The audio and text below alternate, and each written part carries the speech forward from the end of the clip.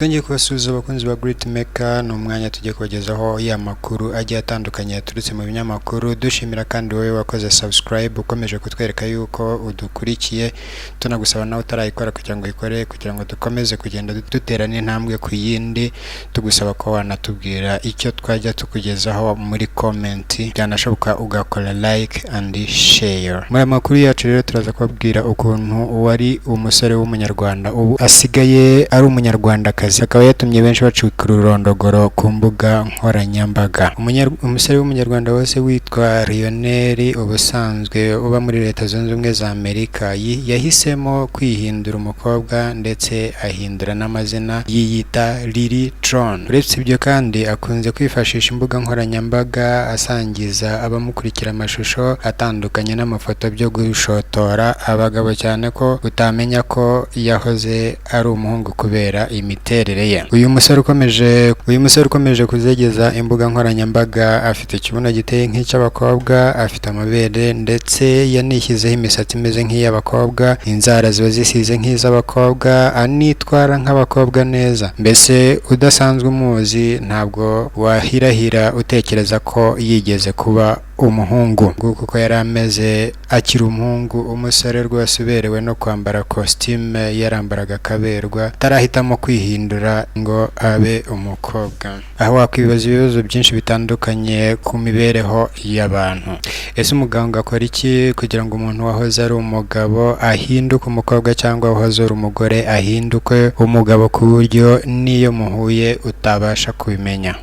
Ese aba bantu bashobora kubyara, bashobora gukora imibonano mpuzabitsina nk'abandi bantu basanzwe? Twifashishije ibinyamakuru bitandukanye kugira ngo turebe nimba twabona ibisubizo by'ibi bibazo uko byatangiye. Biragoye cyane kuba wabona abantu bihinduje igitsina muri ibi bihugu byacu bya Afurika, ahanini kubera ko amafaranga abikora atapfa kubonwa n'ubonetse uwo ari we wese. N'umuco umaze kwamaramara mu bihugu byateye imbere cyangwa se bikize, aho usanga ushobora kuba inshuti n'umuntu ubona ari umugore cyangwa se umugabo mugenzi wawe nyamara atari ko yavutse.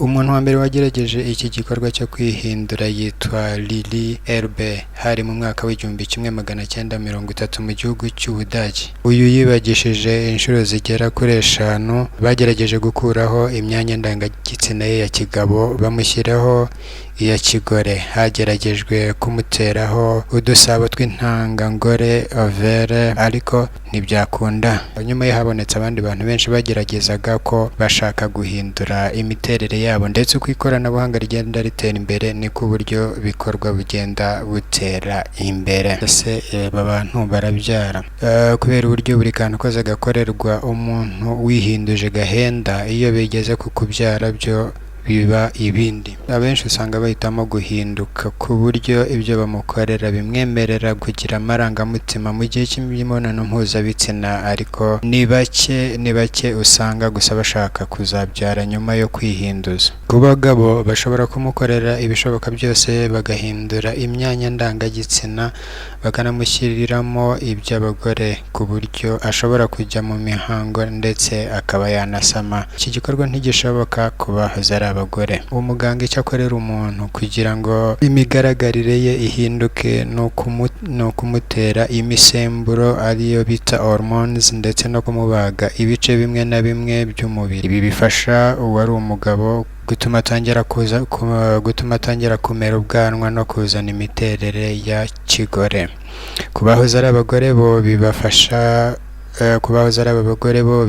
kuzana umubiri w'abagabo, gusubiza y'amabere, ndetse bose bibafasha kuzana ijwi ritandukanye n'iryo bari basanganywe. Hari ndetse n'imisemburo bakoresha ku buryo imwe mu mico no mu myitwarire ihinduka. Ubushakashatsi bukaba bugaragaza ko ibi bikunda kandi bikagenda neza ku bantu babikoze bakiri munsi y'imyaka 12, ndetse hakabaho n'ababikora n'ababigerageza bikanga. Abenshi bashobora kwibaza nimba hari aho byaba bihuriye n'uburwayi bwo mu mutwe. Ese wagira wakwibaza utese ibi byo gushaka kwihindura igitsina hari aho byaba bihuriye n'uburwayi bwo mu mutwe? Muri rusange abantu benshi batekereza ko ibi bishobora kuba bifite aho bihuriye n'uburwayi bwo mu mutwe cyangwa se ikindi kibazo cyo mu mitekerereze. Gusa ubushakashatsi bwakozwe bugaragaza ko ibi bitangira umuntu akiri mu nda ya nyina, aho usanga kamere ye n'imyanya ndangagitsina bidahura.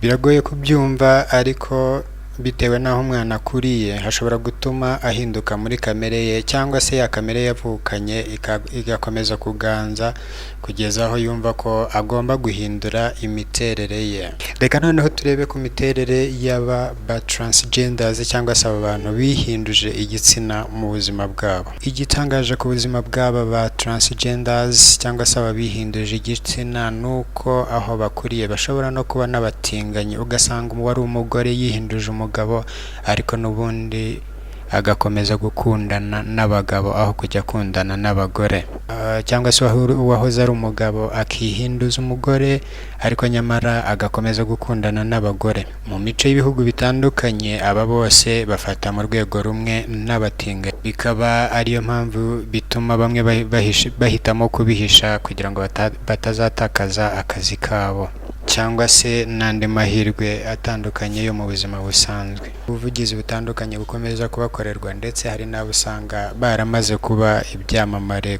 kubera kwihinduza.